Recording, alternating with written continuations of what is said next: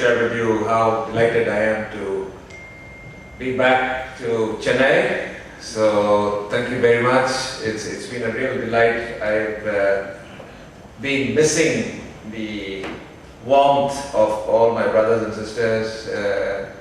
I mean, I've never been out of Chennai for such a long time, and so it feels really, really good to come back.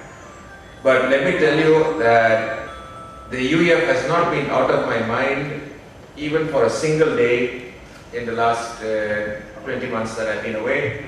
That almost every day, I might even say even every few hours in a day, my mind was continuously thinking about, many of our directors may have been seeing the messages I've been sending, whether it's from the underground or whether it's wherever it is I've been traveling or anywhere I have been. The UEF has been really very, very, on top of my mind, to say the least. So I've been sort of doing some soul searching in the last 20 months because I was a little away in Singapore and it's a little relatively quiet. And finally, I think I've come to the realization as to what my real work is. Of course, maybe you all know the professional activities that I do. We are into power generation and things like that. So that is my work. But what is my real work? And I've come to that conclusion that my real work is the work that I do in the United Economic Forum. Because what is the use of normal work that one does if that work does not contribute towards society? So the real work is the work that I do, and I'm sure all of you do at the UEF. The other work, our real estate or power generation or other things, is just a means to get towards our real work. And this has given me so much of, what shall I say, confidence that whatever we are doing is for the larger benefit of society. Maybe you would have, many of you know, the power sector, the business that I operate has been a very, very, very challenging sector. So we have been fighting it for the last, 10 years. We've been battling what we do in the power generation business. And what gives us the energy to keep fighting is that there is the community, there is UEF that we have to, people like us have to eventually support. So it gives a lot of energy to fight the problems that we have. Because what we are doing at work, even though there are problems, inshallah, once we solve it, we go towards a much larger cause, which is what the UEF is all about. I'm sure all of you will agree. And I was reading an article, this book, Good to Great, by Jim Collins. I don't know if you have read it. Somewhere in the book says, this is called logotherapy. There is a concept called logotherapy. It is by a Nobel laureate, Dr. Viktor Frankl, and he has written a whole theory about it.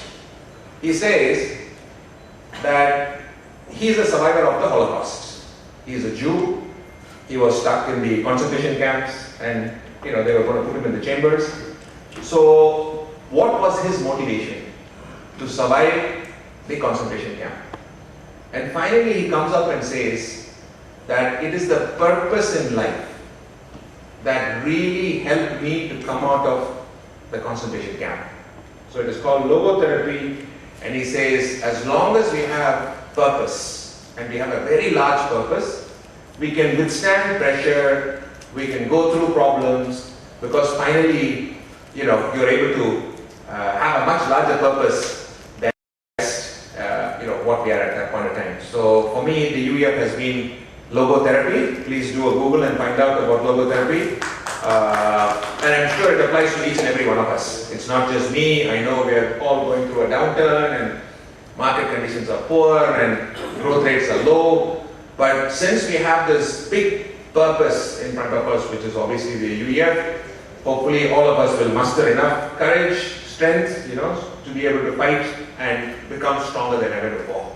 So this is logotherapy. So once again, if people Welcome all of you to this AGM. It's wonderful to see all of you. Like Ahmed was saying, inshallah, by November 2020, we'll have our next trade summit. We are, we are all very much looking forward to it.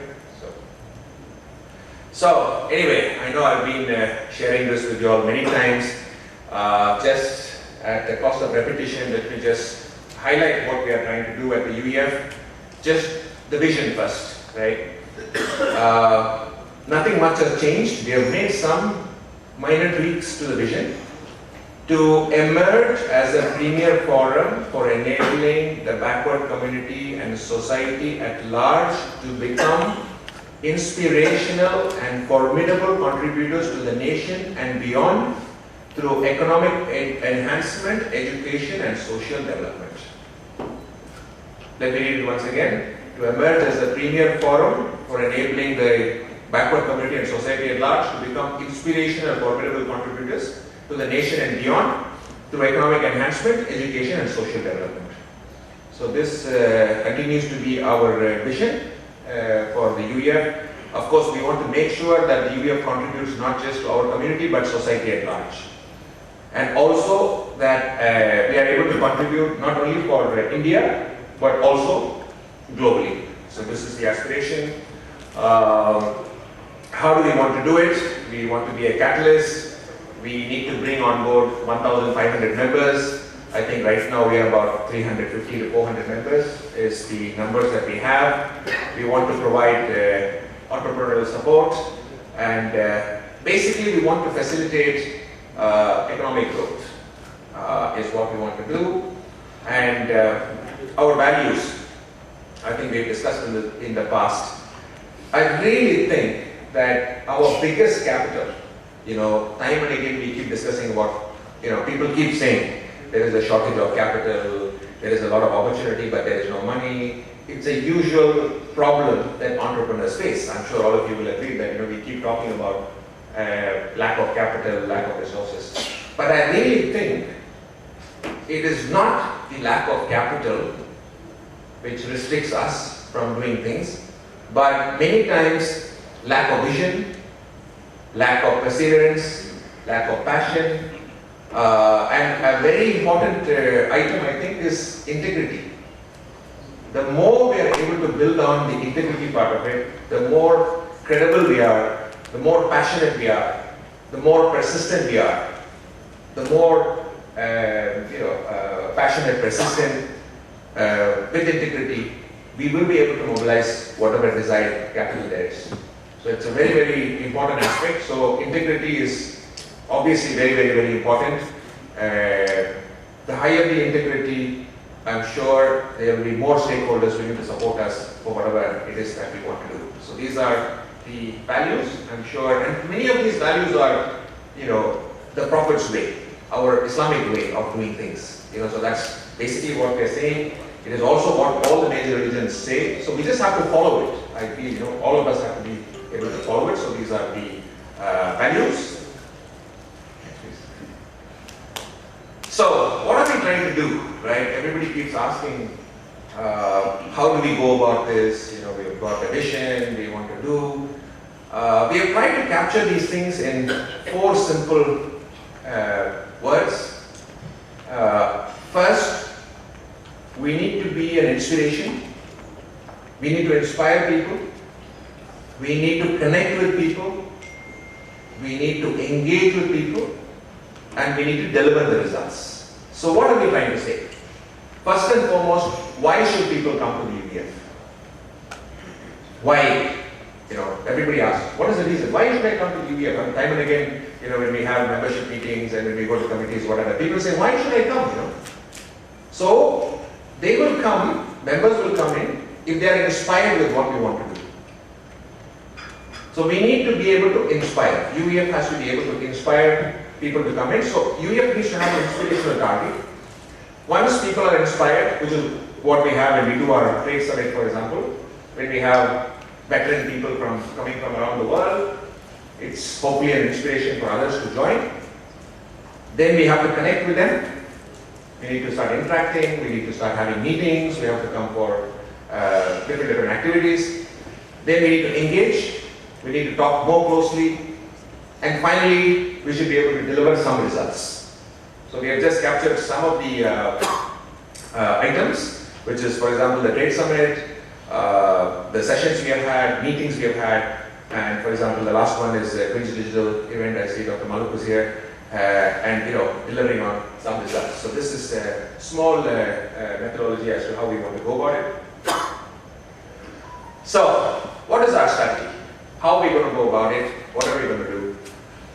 First and foremost, do we want to be real hardcore contributors or not? This is a question I think we have to ask all of us, right? How much do we want to do? What do we want to do? Where do we want to do it? It's really up to us, right? Nobody is forcing us to do anything, right? Who's forcing us? It is our own aspiration. It is what we want to do. So, if we are going to do something interesting, why not have a mega vision? And I think Dr. Kamal Sharif was kind enough to send me a note recently saying that it is not because of lack of opportunities that a community lags behind, but because of lack of vision. Right? It's lack of vision. Many times you will see it's a lack of vision which restricts, because we don't know where we want to go. If you don't know where you want to go, how can you go there? I want to go from Chennai to Calcutta. I want to go from Chennai to Delhi. I want to go to New York. I want to go to LA. There has to be a destination, right? If there is no destination, we don't know where we are heading. So very, very important to have a proper vision. So, and you talk to any of the management consultants, companies. We've got a veteran consultant here, Vikas is here from PwC. So this vision is always talked about. I think many of you know I live in Singapore. Singapore thinks in terms of 80 to 100 years. They are planning now for 2100. They are planning this for 2100. Who is going to be around for 2100? None of us are going to be around, I'm sure. That we're not going to be around. Maybe somebody. Will you be around? I don't think so, unless we have some newborn babies here. So they are planning for 80 years, they are planning for 100 years. And whatever is happening in Singapore today was planned 30 years back, 40 years back, 50 years back. They know 30 years ago as to where they're going to be. This is where the metro station is going to come. This is where the airport is going to come. This is where we're going to have the high-rise buildings. This is where the housing is going to come. You will be amazed how clear they are in terms of their strategy. And our Prime Minister, Modi, loves Singapore. He's been there 3 or 4 times. He just lands up there, One day when Lee Kuan Yew passed away, he was there. Next thing you know, he's there. Then again he comes later. Singapore is a dot in the map of the world. It's like Chennai City, 5 million people. But Prime Minister of India makes it a point to come and visit her. Why? Because the city is so visionary. They think of so many things ahead. They think of, all these things. So he's told the government that we need to be inspired by Singapore. And I was in New York 6-8 months ago.